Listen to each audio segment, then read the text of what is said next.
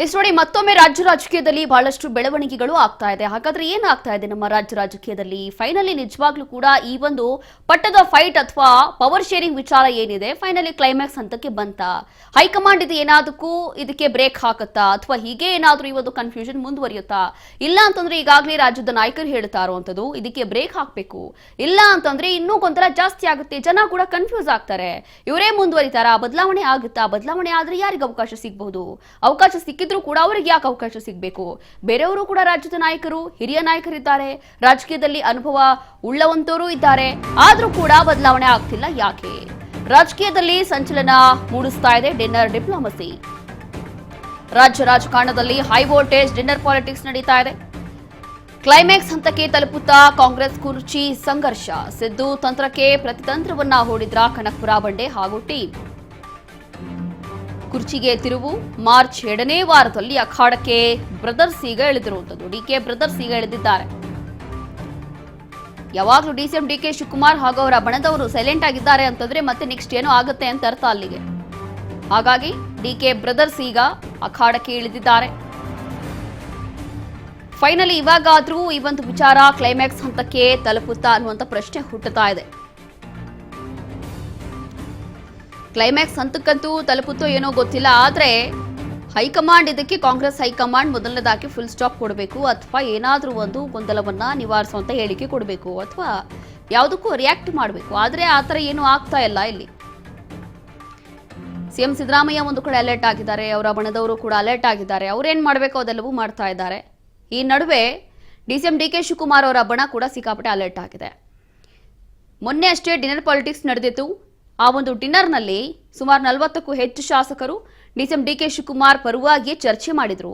ಅದಾದ ನಂತರ ಹೊರಗೆ ಬಂದ ನಂತರ ಒಂದು ಮೀಟಿಂಗ್ ಆದ ನಂತರ ಕೆಲವೊಂದು ಶಾಸಕರು ಕೊಟ್ಟಿದ್ದಂಥ ಹೇಳಿಕೆ ಮತ್ತಷ್ಟು ಗೊಂದಲವನ್ನು ಹೆಚ್ಚು ಮಾಡಿತ್ತು.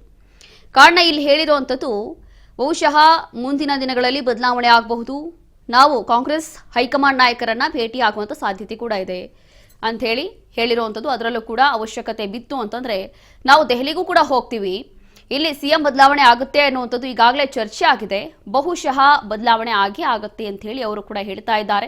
ಮತ್ತೊಂದು ಕಡೆ ಸಿದ್ದರಾಮಯ್ಯ ತಂತ್ರಕ್ಕೆ ಡಿಸಿಎಂ ಡಿಕೆಶಿಯಿಂದ ಭರ್ಜರಿ ಪ್ರತಿತಂತ್ರ ನಡೀತಾ ಇದೆ.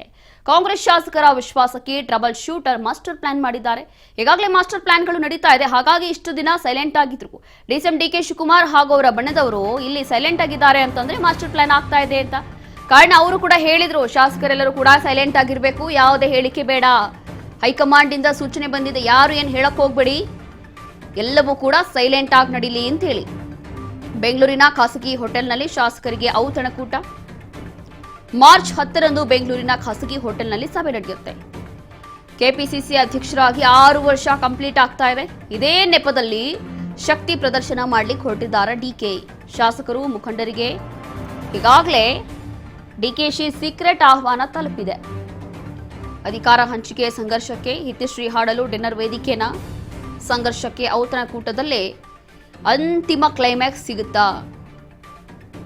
ಸೆಪ್ಟೆಂಬರ್ ಇಂದ ಹೇಳ್ತಿದ್ದಾರೆ ಕ್ಲೈಮ್ಯಾಕ್ಸ್ ಅಂತ ಹೇಳಿ. ಆದ್ರೆ ಸೆಪ್ಟೆಂಬರ್ ಆಯ್ತು, ನವೆಂಬರ್ ಆಯ್ತು, ಡಿಸೆಂಬರ್ ಆಯ್ತು, ಇನ್ನೇನು 2026 ಫೆಬ್ರವರಿನೂ ಆಗೋಯ್ತು, ಯಾವುದೇ ಕ್ಲೈಮ್ಯಾಕ್ಸ್ ಆಗಿಲ್ಲ. ಕ್ಲೈಮ್ಯಾಕ್ಸ್ ಅಂತ ಹೇಳಿ ಹೈಕಮಾಂಡ್ ಕೂಡ ಒಂದು ಫುಲ್ ಸ್ಟಾಪ್ ಕೊಡ್ತಾ ಇಲ್ಲ, ನಿರ್ಧಾರವನ್ನ ತಗೋತಾ ಇಲ್ಲ. ಮತ್ತೊಂದು ಕಡೆ ಬಿಜೆಪಿ ನಾಯಕರು ವಿರೋಧ ಪಕ್ಷದವರು ಟೀಕೆ ಮಾಡ್ತಿದ್ದಾರೆ. ಒಂದೇ ಒಂದು ನಿರ್ಧಾರ ತಗೊಳಕ್ ಆಗ್ತಾ ಇಲ್ಲ, ಅಷ್ಟೊಂದು ಕೇಪಬಿಲಿಟಿನೂ ಇಲ್ಲ ನಿಮಗೆ, ಕಾಂಗ್ರೆಸ್ ಹೈಕಮಾಂಡ್ಗೆ ಯೂಸ್ಲೆಸ್ ಅಂತ ಹೇಳ್ತಾ ಇದ್ದಾರೆ. ಆ ರೀತಿಯಾಗಿ ನಡೀತಾ ಇರುವಂತ ಚರ್ಚೆ ಇದು. ಇದರ ನಡುವೆ ಈಗ ಮಾರ್ಚ್ 10ನೇ ತಾರೀಕು ಒಂದು ಸಭೆ ಕರೆದಿದ್ದಾರಂತೆ ಡಿಸಿಎಂ ಡಿಕೆ ಶಿವಕುಮಾರ್. ಕೆಪಿಸಿಸಿ ಅಧ್ಯಕ್ಷರಾಗಿ 6 ವರ್ಷ ಕಂಪ್ಲೀಟ್ ಆಗ್ತಾ ಇದೆ. ಈ ಒಂದು ನೆಪದಲ್ಲೇ ಬಹುಶಃ ಶಕ್ತಿ ಪ್ರದರ್ಶನ ಅಥವಾ ನನ್ನ ಬೆಂಬಲಿಗರೆಷ್ಟಿದ್ದಾರೆ, ನನ್ನ ಪರವಾಗಿ ಎಷ್ಟು ಶಾಸಕರಿದ್ದಾರೆ, ಹೇಗೆ ಅದನ್ನ ತೋರಿಸಲಿಕ್ಕೆ ಏನಾದರೂ ಈ ಒಂದು ಸಭೆ ಮಾಡ್ತಿದ್ದಾರಾ ಅನ್ನುವಂಥ ಪ್ರಶ್ನೆ ಹುಟ್ಟುತ್ತಾ ಇದೆ. ಕಾರಣ ಇಲ್ಲಿ ಎಷ್ಟು ಶಕ್ತಿ ಪ್ರದರ್ಶನ ಮಾಡ್ತಾರೋ ಅಷ್ಟು ಕೂಡ ಕಾಂಗ್ರೆಸ್ ಹೈಕಮಾಂಡ್ಗೆ ಅದು ಎಫೆಕ್ಟ್ ಆಗುತ್ತೆ. ಕಾಂಗ್ರೆಸ್ ಹೈಕಮಾಂಡ್ ಎಲ್ಲವೂ ಕೂಡ ಗಮನಿಸುತ್ತೆ. ಕಾಂಗ್ರೆಸ್ ಹೈಕಮಾಂಡ್ ಗಮನ ಕೊಟ್ರೆ ಬಹುಶಃ ಒಂದು ಕಡೆ ಇಲ್ಲಿ ಡಿಸಿಎಂ ಡಿಕೆ ಶಿವಕುಮಾರ್ ಶಕ್ತಿ ಪ್ರದರ್ಶನ ಇರ್ಬೋದು ಅಥವಾ ಮತ್ತೊಂದು ಕೇಳಿದ್ರೆ ಪ್ರತಿ ಸಲ ಹೇಳೋದು ಕ್ಯಾಶುವಲ್ ಮೀಟಿಂಗ್ ಅಂತ ಹೇಳ್ತಾರೆ ಅಷ್ಟೇ. ಕ್ಯಾಶುವಲ್ ಮೀಟಿಂಗು, ಕ್ಯಾಶುವಲ್ ಡಿನ್ನರ್ ಸಭೆ ಮಾಡಿದ್ವಿ, ಅದರಲ್ಲಿ ಏನಿದೆ, ಹೊಸ ವಿಚಾರ ಏನಿಲ್ಲ, ರಾಜಕೀಯವಾಗಿ ಚರ್ಚೆನೇ ಆಗಿಲ್ಲ ಅಂತಾರೆ. ಆದ್ರೆ ಅದೇ ಮೀಟಿಂಗ್ ಅಲ್ಲಿ ಇದ್ದಂತ ಬೇರೆ ಶಾಸಕರು ಹೇಳ್ತಾರೆ ರಾಜಕೀಯ ಚರ್ಚೆ ಆಗಿದೆ ಅಂತ ಹೇಳಿ. ಹಾಗಾಗಿ ಇಲ್ಲಿ ಯಾರನ್ನ ನಂಬೋದು ಯಾರನ್ನ ಬಿಡೋದೋ ಗೊತ್ತಿಲ್ಲ. ಹಾಗಾಗಿ ಇದೀಗ ಕಾಂಗ್ರೆಸ್ ಹೈಕಮಾಂಡ್ ಬಹುಶಃ ಇದಕ್ಕೆ ಇತಿಶ್ರೀ ಹಾಡತಾ ಅಥವಾ ಉತ್ತರವನ್ನ ಕೊಡುತ್ತಾ ಗೊತ್ತಿಲ್ಲ. ಒಂದು ಕಡೆ ಸಿಎಂ ಸಿದ್ದರಾಮಯ್ಯ ಅವರ ಬಣ ಕೂಡ ಕಾಂಗ್ರೆಸ್ ಹೈಕಮಾಂಡ್ನ ಗಮನ ಸೆಳೀಲಿಕ್ಕೆ ಏನೇನು ಸರ್ಕಸ್ ಮಾಡಬೇಕು ಎಲ್ಲ ಮಾಡ್ತಾ ಇದ್ದಾರೆ. ಡಿಸಿಎಂ ಡಿಕೆ ಶಿವಕುಮಾರ್ ಹಾಗೂ ಬ್ರದರ್ಸ್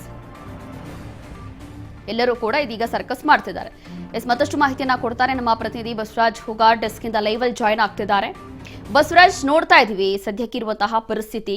ಫೈನಲಿ ಇದು ಈ ಒಂದು ಹೈಕಮಾಂಡ್ ನಾಯಕರು ಏನ್ ಹೇಳ್ತಾರೆ ಅಥವಾ ಈ ಒಂದು ಪವರ್ ಶೇರಿಂಗ್ ವಿಚಾರ ಏನಿದೆ, ಇನ್ನೇನಿದು ಈ ಒಂದು ಕ್ಲೈಮ್ಯಾಕ್ಸ್ ಹಂತಕ್ಕೆ ತಲುಪುತ್ತಾ ಅಥವಾ ಇಲ್ವಾ ಅನ್ನುವಂಥದ್ದು ಬಹಳಷ್ಟು ಯಕ್ಷ ಪ್ರಶ್ನೆ ಇದೆ. ಆದರೂ ಕೂಡ ಡಿಸಿಎಂ ಡಿಕೆ ಶಿವಕುಮಾರ್ ಪ್ರತಿ ಬಾರಿ ಇಂಥ ಸಭೆಗಳನ್ನ ಮಾಡುವ ಮೂಲಕ ಅಥವಾ ಇಂಥ ಮೀಟಿಂಗ್ ಗಳನ್ನ ಮಾಡುವ ಮೂಲಕ ಹೈಕಮಾಂಡ್ ಅಂದ್ರೆ ಕಾಂಗ್ರೆಸ್ ಹೈಕಮಾಂಡ್ ತನ್ನತ್ತ ಏನಾದ್ರು ಸೆಳೀತಾ ಇದ್ದಾರಾ ಅಥವಾ ಗಮನ ಕೊಡ್ಲಿ ಅಂತ ಹೇಳಿನೇ ಈಗೆಲ್ಲ ಮಾಡ್ತಾರ ಅಂತ ನೋಡ್ತಾ ಹೋದ್ರೆ ಗೊತ್ತಾಗ್ತಾ ಇದೆ. ಒಂದ್ ಕಡೆ ಮೊನ್ನೆತ್ತೇನ ಶಾಸಕ ಬಾಲಕೃಷ್ಣ ಅವರ ಹುಟ್ಟುಹಬ್ಬದ ನೆಪದಲ್ಲಿ ಸುಮಾರು 35ಕ್ಕೂ ಹೆಚ್ಚು ಶಾಸಕರು ಸಚಿವರು ಸಹಿತ ಅದರಲ್ಲಿ ಡಿನ್ನರ್ ಮೀಟಿಂಗ್ ಅಲ್ಲಿ ಭಾಗವಹಿಸ್ತಾರೆ. ಒಂದು ಸಂದೇಶವನ್ನ ರವಾನೆ ಮಾಡುವಂತ ಪ್ರಯತ್ನ ಮಾಡ್ತಾರೆ. ಅದರಲ್ಲಿ ಪ್ರಮುಖವಾಗಿ ಡಿಕೆ ಶಿವಕುಮಾರ್ ಅವರ ಆಪ್ತ ಬಣದಲ್ಲಿ ಗುರುತಿಸಿಕೊಂಡಿರ್ತಕ್ಕಂಥ ಹಲವು ಶಾಸಕರು ಕೂಡ ಇರ್ತಾರೆ.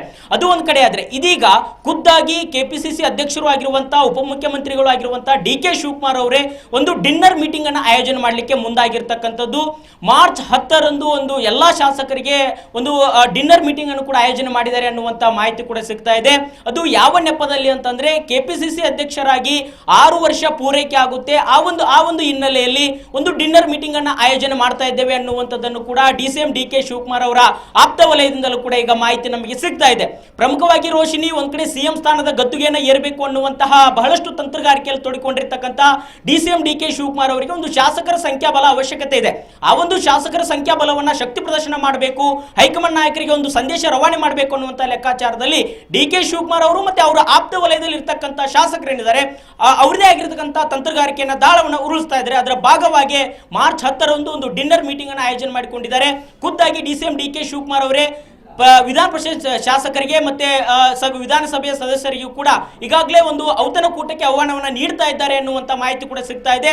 ಈ ಮುಖಾಂತರ ಸಿಎಂ ಸ್ಥಾನವನ್ನ ಗದ್ದುಗೆಯನ್ನು ಏರಬೇಕು ಅನ್ನುವಂತ ಲೆಕ್ಕಾಚಾರದಲ್ಲಿ ಡಿಕೆ ಶಿವಕುಮಾರ್ ಅವರು ಶಕ್ತಿ ಪ್ರದರ್ಶನಕ್ಕೆ ಮುಂದಾದ್ರ ಅನ್ನುವಂಥದ್ದು ಕೂಡ ಈಗ ಚರ್ಚೆ ಆಗ್ತಾ ಇದೆ. ಯಾಕಂತಂದ್ರೆ ಕಾಂಗ್ರೆಸ್ ಸರ್ಕಾರದಲ್ಲಿ ಕೆಲವಷ್ಟು ಸಿಎಂ ಸ್ಥಾನ ನಾಯಕತ್ವ ಬದಲಾವಣೆ ಆಗಬೇಕು ಅನ್ನುವಂತ ಕೂಗು ಎರಡು ಬಣಗಳಿಂದಲೂ ಕೂಡ ಕೇಳ್ತಾ ಇದೆ. ಒಂದ್ ಕಡೆ ಸಿಎಂ ಸಿದ್ದರಾಮಯ್ಯ ಬಣದಲ್ಲಿ ಇರ್ತಕ್ಕಂಥ ಶಾಸಕರು ಆಗಿರ್ಬೋದು, ಸಚಿವರಾಗಿರ್ಬೋದು, ಅವರು ಇಲ್ಲ ಸಿದ್ದರಾಮಯ್ಯವರೇ ಮುಂದುವರಿತಾರೆ 5 ವರ್ಷ ಅನ್ನುವಂತ ಮಾತನ್ನ ಹೇಳ್ತಾರೆ. ಇತ್ತ ಡಿಸಿಎಂ ಡಿಕೆ ಶಿವಕುಮಾರ್ ಅವರ ಬಣದಲ್ಲಿ ಇರ್ತಕ್ಕಂಥ ಹಲವು ಶಾಸಕರು ಇಲ್ಲ ಬದಲಾವಣೆ ಆಗಬೇಕು, ಹೀಗೆ ಹೋದ್ರೆ ಪಕ್ಷ ಮುಂದೆ ಸಂಘಟನೆ ಆಗೋದು ಬಹಳ ಕಷ್ಟ ಇದೆ, ಡಿಸಿಎಂ ಡಿಕೆ ಶಿವಕುಮಾರ್ ಅವರು ಕೂಡ ಅವಕಾಶ ಮಾಡಿಕೊಡ್ಬೇಕು ಅನ್ನುವಂತ ಅವ್ರದೇ ಆಗಿರತಕ್ಕಂಥ ಹೇಳಿಕೆ ಕೊಡುವ ಮುಖಾಂತರ ಕಾಂಗ್ರೆಸ್ ಪಾಳ್ಯದಲ್ಲಿ ಒಂದು ಗೊಂದಲ ಸೃಷ್ಟಿ ಮಾಡಿದ್ದಾರೆ. ಹಾಗಾಗಿ ಅದರ ಭಾಗವಾಗಿ ಡಿಸಿಎಂ ಡಿಕೆ ಶಿವಕುಮಾರ್ ಅವ್ರದೇ ಆಗಿರತಕ್ಕಂಥ ಶಾಸಕರ ಸಂಖ್ಯಾಬಲವನ್ನ ತೋರ್ಪಡಿಸುವಂತ ಪ್ರಯತ್ನಕ್ಕೆ ಮುಂದಾದ್ರ ಅನ್ನುವಂಥದ್ದು ಕೂಡ ಈಗ ಚರ್ಚೆ ಆಗ್ತಾ ಇದೆ. ರೋಶಿನಿ, ಬಸವರಾಜ್, ಇಲ್ಲಿ ವಿಶೇಷವಾಗಿ ಒಂದು ವಿಚಾರ ಏನು ಅಂತಂದ್ರೆ ಡಿಸಿಎಂ ಡಿಕೆ ಶಿವಕುಮಾರ್ ಪರವಾಗಿ ಬಹಳಷ್ಟು ಶಾಸಕರು ನಿಂತಿದ್ದಾರೆ. ಹೌದು, ಒಂದು ಶಕ್ತಿ ಪ್ರದರ್ಶನ ಮಾಡ್ತಾ ಇದ್ದಾರೆ. ಮತ್ತೊಂದು ಕಡೆ ಇಂಥ ಟೈಮಲ್ಲಿ ಸಿಎಂ ಸಿದ್ದರಾಮಯ್ಯ ಅವರ ಬಣ ಯಾವ ಮಟ್ಟಕ್ಕೆ ಅಲರ್ಟ್ ಆಗಿದೆ, ಅವರು ಅಪ್ಕಮಿಂಗ್ ಡೇಸ್ ಅಲ್ಲಿ ಏನ್ ಮಾಡಬಹುದು, ಏನಾಗಬಹುದು ಅಂತ ಹೇಳಿ, ಯಾಕೆ ಅಂತಂದ್ರೆ ಕಾಂಗ್ರೆಸ್ ಹೈಕಮಾಂಡ್ ಗಮನವನ್ನ ಸೆಳೀಲಿಕ್ಕೆ. ರೋಶಿನಿ, ಒಂದ್ ಕಡೆ ಈಗ ಡಿಸಿಎಂ ಡಿಕೆ ಶಿವಕುಮಾರ್ ಅವರು ಕೂಡ ಸಿಎಂ ಸ್ಥಾನದ ಮೇಲೆ ಕಣ್ಣಿಟ್ಟಿರ್ತಕ್ಕಂಥ ನಾಯಕ, ಅವ್ರದೇ ಆಗಿರ್ತಕ್ಕಂಥ ತಂತ್ರಗಾರಿಕೆ ರೂಪಿಸ್ತಾ ಇದ್ದಾರೆ. ಹೈಕಮಾಂಡ್ ನಾಯಕರನ್ನ ಭೇಟಿಯಾಗಿ ಅವರು ಪಕ್ಷಕ್ಕಾಗಿ ದುಡಿದಿರ್ತಕ್ಕಂಥ ವಿಚಾರ ಆಗಿರ್ಬೋದು, ಮತ್ತೆ ಹಿಂದೆ ಸಿಎಂ ಆಯ್ಕೆ ಆಗುವಂತ ಸಂದರ್ಭದಲ್ಲಿ ಏನ್ ಮಾತುಕತೆ ಆಗಿದೆ ಅನ್ನುವಂಥದ್ದು ಏನು ವಿಚಾರ ಇದೆ ಅದನ್ನ ಪ್ರಸ್ತಾಪ ಮಾಡೋದಾಗಿರ್ಬೋದು, ಎಲ್ಲವನ್ನು ಕೂಡ ಹೈಕಮಾಂಡ್ ನಾಯಕರ ಬಳಿ ಅವ್ರದೇ ಆಗಿರ್ತಕ್ಕಂಥ ಮನವಿಯನ್ನ ಆಗ್ರಹವನ್ನ ಮಾಡ್ತಾ ಇದ್ದಾರೆ. ಆದ್ರೆ ಹೈಕಮಾಂಡ್ ನಾಯಕರು ಎಲ್ಲೋ ಒಂದ್ ಕಡೆ ಈ ಒಂದು ವಿಚಾರಕ್ಕೆ ಸಂಬಂಧಪಟ್ಟಂತೆ ಮೌನ ವಹಿಸಂತೆ ಕಾಣ್ತಾ ಇದೆ. ಹಾಗಾಗಿ ಅವರ ಆಪ್ತ ಶಾಸಕರು ದೆಹಲಿಗೆ ಹೋಗಿ ಕೂಡ ಹೈಕಮಾಂಡ್ ನಾಯಕರನ್ನ ನಾವು ಒತ್ತಾಯ ಮಾಡ್ತೇವೆ, ಡಿಕೆ ಶಿವಕುಮಾರ್ ಅವರಿಗೆ ಕೂಡ ಅವಕಾಶ ಮಾಡಿಕೊಡಬೇಕು ಅನ್ನುವಂಥದ್ದನ್ನು ಕೂಡ ಒಂದು ಡಿನ್ನರ್ ಮೀಟಿಂಗ್ ಆಗಿರಬಹುದು, ಮತ್ತೆ ಒಂದಿಷ್ಟು ವಿವಾದಾತ್ಮಕವಾಗಿರ್ತಕ್ಕಂಥ ಹೇಳಿಕೆ ಆಗಿರಬಹುದು, ಅವ್ರದೇ ಆಗಿರ್ತಕ್ಕಂಥ ತಂತ್ರಗಾರಿಕೆ ರೂಪಿಸ್ತಾ ಇದ್ದಾರೆ. ಆದ್ರೆ ಹೈಕಮಾಂಡ್ ನಾಯಕರು ಈ ಬಗ್ಗೆ ಯಾವ ರೀತಿ ರಿಯಾಕ್ಟ್ ಮಾಡ್ತಾರೆ ಅನ್ನುವಂಥದ್ದು ಸಾಕಷ್ಟು ಕುತೂಹಲಕ್ಕೆ ಎಡೆ ಮಾಡಿಕೊಡ್ತಾ ಇದೆ. ರೋಶಿನಿ, ಥ್ಯಾಂಕ್ ಯು ಹುಗಾರ್ ನಿಮ್ಮೆಲ್ಲ ಮಾಹಿತಿಗಾಗಿ. ನೋಡಿ, ಎಲ್ಲವೂ ಕೂಡ ಹೈಕಮಾಂಡ್ ಮೇಲೆ ಡಿಪೆಂಡ್ ಆಗಿದೆ. ಹೈಕಮಾಂಡ್ ಏನ್ ಮಾಡುತ್ತೆ ಅನ್ನುವಂಥದ್ದು ಮುಂದಿನ ದಿನಗಳಲ್ಲಿ ಗೊತ್ತಾಗುತ್ತೆ. ಫೈನಲಿ ಸೆಪ್ಟೆಂಬರ್ ಇಂದ ಆರಂಭ ಆಗಿರುವಂತಹ ಈ ಒಂದು ಗೊಂದಲ ಫೈನಲಿ ಇವಾಗಾದ್ರೂ ಏನಾದ್ರೂ ಇದಕ್ಕೆ ಒಂದು ಬ್ರೇಕ್ ಹಾಕ್ತಾರಾ ಅಥವಾ ಫುಲ್ ಸ್ಟಾಪ್ ಕೊಡ್ತಾರಾ ಅಥವಾ ಜನಕ್ಕೂ ಒಂದು ಕ್ಲಾರಿಟಿ ಬೇಕಾಗಿದೆ ಈಗ. ಹಾಗಾಗಿ ಆ ಒಂದು ಕ್ಲಾರಿಟಿನ ಕೊಡ್ತಾರಾ ಅಥವಾ ಇಲ್ವಾ ಅನ್ನುವಂಥ ಪ್ರಶ್ನೆ ಈಗ ಹುಟ್ಟುತ್ತಾ ಇದೆ.